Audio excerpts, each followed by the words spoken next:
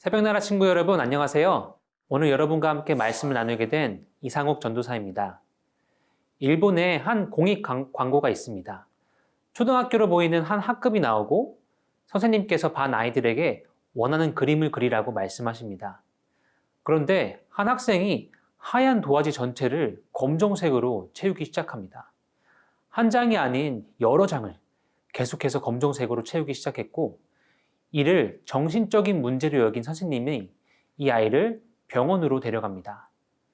그렇게 계속 시간이 흐르는 중 어느 날 선생님은 이 아이의 그림이 마치 퍼즐 조각과 같다는 것을 발견합니다.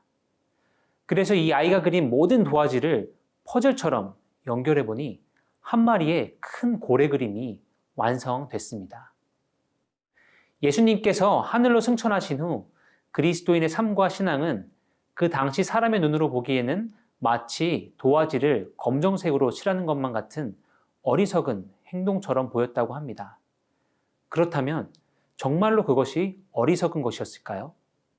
오늘 말씀을 통해서 하나님께서 우리에게 말씀하시는 참 지혜에 대해서 이야기 나누도록 하겠습니다. 오늘 말씀의 제목은 차원이 다른 지혜입니다. 오늘의 말씀은 고린도전서 1장 18절에서 25절입니다. 십자가의 말씀이 멸망당하는 사람들에게는 어리석은 것이나 구원받는 우리에게는 하나님의 능력입니다. 기록되기를 내가 지혜로운 사람들의 지혜를 멸하고 총명한 사람들의 총명을 패할 것이다 라고 했습니다. 지혜로운 사람이 어디 있습니까? 학자가 어디 있습니까? 이 세대의 변론가가 어디 있습니까? 하나님께서 세상의 지혜를 어리석게 하신 것이 아닙니까? 하나님의 지혜에 있어서는 세상이 자신의 지혜를 통해 하나님을 알 수 없으므로 하나님께서는 어리석게 보이는 말씀 선포를 통해 믿는 사람들을 구원하시기를 기뻐하셨습니다. 유대 사람은 표적을 구하고 그리스 사람은 지혜를 찾지만 우리는 십자가에 못 박힌 그리스도를 전파합니다. 이것이 유대 사람에게는 마음에 걸리는 일이며 이방 사람에게는 어리석은 것이지만 부르심을 받은 사람들에게는 유대 사람이든 그리스 사람이든 그리스도는 하나님의 능력이며 하나님의 지혜입니다. 하나님의 어리석음이 사람의 지혜보다 더 지혜롭고 하나님의 연약함이 사람보다 더 강하기 때문입니다.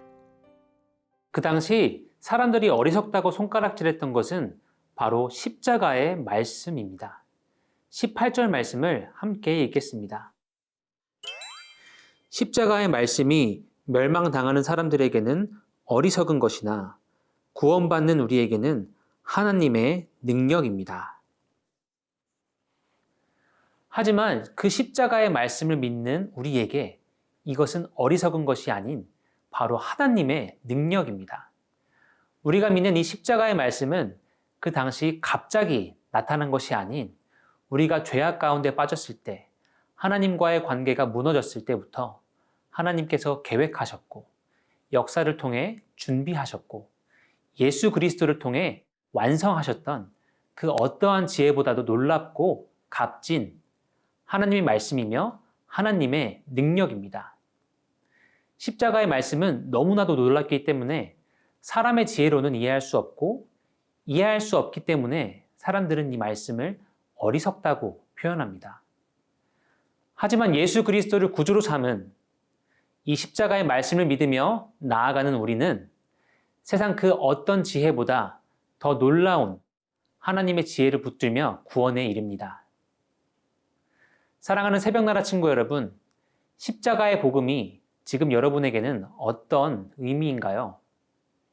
하나님의 능력과 지혜인가요? 아니면 어리석고 답답해 보이는 말씀인가요?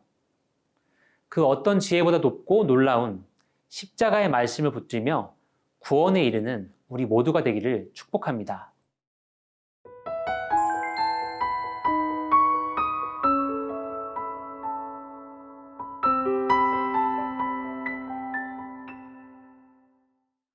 그렇다면 이 당시 사람들은 왜 예수님의 복음을 어리석다고 생각했을까요? 22절 말씀을 함께 읽겠습니다. 유대 사람은 표적을 구하고 그리스 사람은 지혜를 찾지만 예수님의 복음을 거부하던 유대 사람들은 표적을 구했습니다. 그 표적은 마치 모세를 통해 이스라엘 백성들을 이집트로부터 구하셨던 사건처럼 이스라엘 백성들을 로마의 지배로부터 벗어나게 해줄 하나님의 표적, 하나님의 능력을 바랬던 것이죠. 그리스 사람들은 지혜를 찾았습니다. 이 당시 크게 두 철학이 있었습니다. 인간의 지성과 노력으로 현자의 경지에 이를 수 있을 것이라고 믿었던 스토아 철학, 그리고 인생의 목적이 개인의 행복이라고 주장하던 에피쿠로스 철학이 그리스 문화를 지배하고 있었습니다. 사실 이 당시의 문화는 오늘날 우리가 살아가고 있는 이 세상의 문화와 크게 다르지 않습니다.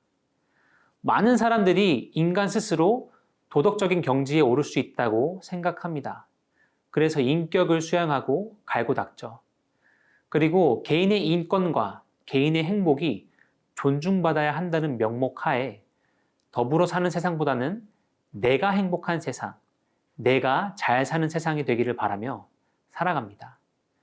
이런 문화 속에서 바라본 예수 그리스도의 복음은 이성적이지 않고 우리에게 행복을 가져다 줄 수 없을 것만 같습니다.